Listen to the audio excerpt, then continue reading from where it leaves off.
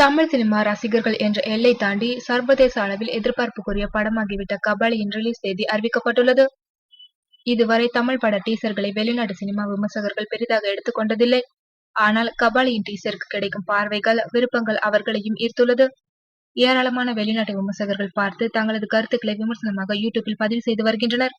ஒரு தமிழ் படத்திற்கு இத்தனை வெளிநாட்டவர்கள் விமர்சனங்கள் பதிவு செய்திருப்பது இதுவே முதல் முறை.